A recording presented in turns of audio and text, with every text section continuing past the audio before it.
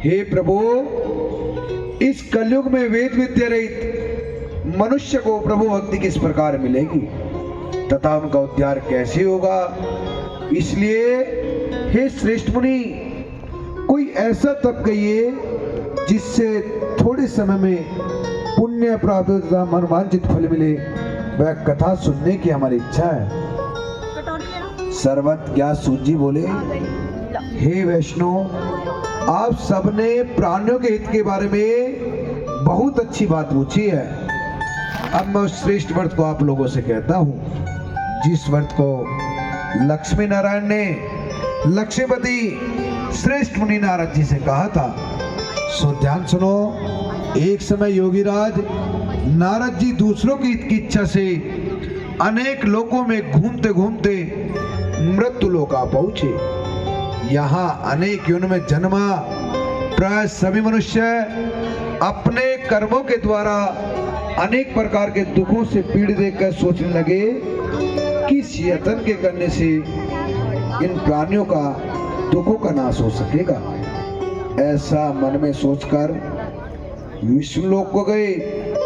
वहां श्वेत वर्ण और 4 भुजा वाले देवों के स्नान देकर उनके हाथ में शंख चक्र गदा और वरमाला पहने हुए थे। उनकी स्तुति करने लगे, भगवान आप अत्यंत शक्तिशाली हैं, मन तथा वाणी भी आपको पा नहीं सकती।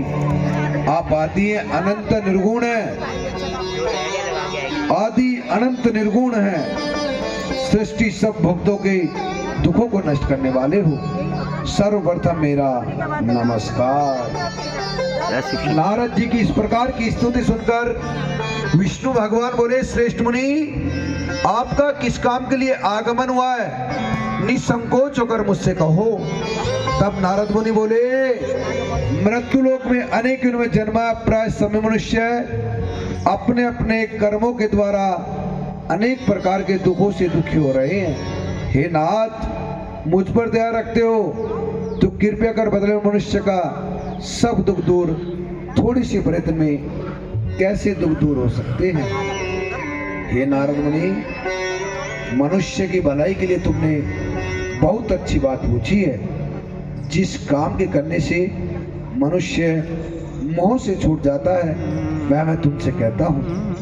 बहुत पुण्य देने वाला स्वर्ग तथा मृत्युलोक में दोनों में दुर्लभ एक उत्तम व्रत मैं आज तुमको बताता हूँ। कृपया कर ध्यान सुनो।